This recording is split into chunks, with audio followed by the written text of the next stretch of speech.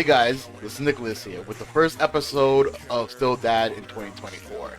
So this happened in December, amongst the chaos of everything else that comes with the holidays. So me and my son's mother have this prior arrangement where we plan visitation days months in advance, allowing for up to like a week for major changes, mainly because of the distance between me and her. Within the first 2 weeks of December, right before their weekly scheduled video call, she informed me that she no longer had a car. Now, I try very hard to stay out of her business. She has told me that her life is very much none of my business, and I respect that. The only thing that we have that connects us is our son. My problems are my problems, her problems are her problems, and never made it two shall meet, short of anything that affects our son directly. So I didn't ask for more information. And she didn't inform me of much else at the time either. Getting and keeping our respective life affairs in order is respectively our own responsibilities. And with his mother and me, that is the healthiest way to conduct ourselves. So they had their visitation and life moved on. No other form of communication and no other information was given. 1 week later. The following week, she asked if there was a way for me to take our son to where she lives about an hour and a half away for the Christmas visitation. And I was shocked. I told her I couldn't do that. Once again, I'm not explaining to her why, because I am sure she wouldn't carry the weight because she was just told no. But there are many factors into why I wasn't going to do what she was requesting. Reason 1. Because of the holiday season, there wasn't much extra funds for the extra over an hour travel time to get to where she lived, than to wait a few hours and then return home. Reason 2, as much as I trust the vehicle that I am currently driving and transporting my family in, it was in need of some updated maintenance. However, because of the already mentioned above, the extra funds to do so was just not in the budget at the time.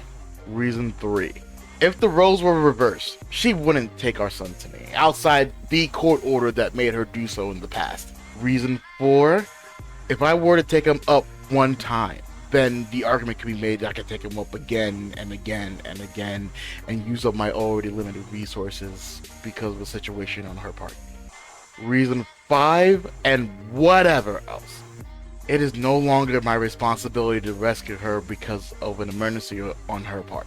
Let me say that again. It is no longer my responsibility to come to her rescue because of an emergency on her part.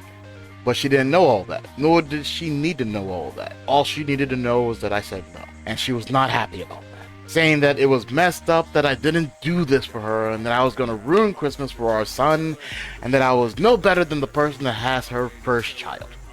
She apologized for her outburst a day or so afterwards, but I kept my composure throughout, telling her that I'm sorry about her situation, but that I wasn't going to be able to bring him up. But if she was able to figure out a solution to her transportation issue, contact me and we will do our best to set things back on track. But that left me with the hard job of having to tell my son that there was a chance that his mom would not be able to come down for Christmas. He was sad. No tears, and a decently reasonable level of understanding the situation that she was having vehicle troubles, but it seemed like he understood it pretty well. 1 week later. The following week, everything went well, until after his video call with his mother. He was bawling, like ugly cry, and it was hard to understand what he was even saying. So after having him calm down with some ice cream and reassuring words, he explained to me that his mother told him that she wasn't coming down for Christmas visit. And I was like, but Bud, you've known that since last week. What changed? Then he proceeded to tell me a tale of how his mother had $1,500 to purchase another vehicle, but that the buyer stole the money from her and didn't give her the car. So she definitely wasn't going to be able to make it this year. And I was like, granted, this is my son telling me this, not her. She has told me nothing about anything else. But what did or didn't happen wasn't important. Dealing with her very upset son was more important to me. I calmed our son down and I explained what I could and helped him feel better by watching Star Wars together and playing video games together the entire weekend. Did I reach out to her? No, of course not. And talking to her wouldn't change anything. She still upset our son. She still doesn't have a vehicle. I still wouldn't drive up there for her. It would have affected and changed nothing. It was over. I managed the crisis. We weathered the storm together as father and son. Everything seemed okay then. 1 week later. The following week, she informed me that her uncle was going to be able to swing by the area, and he would be able to pick him up for the visit, spend Christmas Eve with that side of the family, and then drive him back to me. And I couldn't even be frustrated nor mad, because I told her that if she could find a way, then we could talk about getting things back on track. And she did. Granted, upsetting her son wasn't what I would have wanted, but, well, in the end, he was able to still see his mother and her side of the family. I consider that a win. He went and had a great time seeing that part of the family that he doesn't get to see much.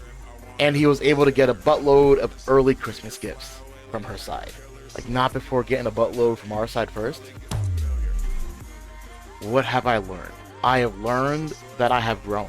I have grown beyond that relationship with my now ex-wife and mother of my child, and beyond the conditioning of our past relationship, to have the strength to be able to just tell her no. Believe it or not, that isn't easy, and it isn't because of feelings, but more conditioning that I have spent years on learning how to break. And now I spend my time being able to focus on what I can do for my son, who I now have with me. Learning that doing everything I can for him doesn't mean doing anything for her.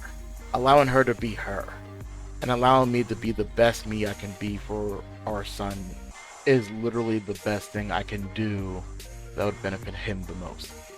Well, that is all I got for this episode. I'm going to try to do this more often. I'm hoping for at least 12 this year, but hopefully more.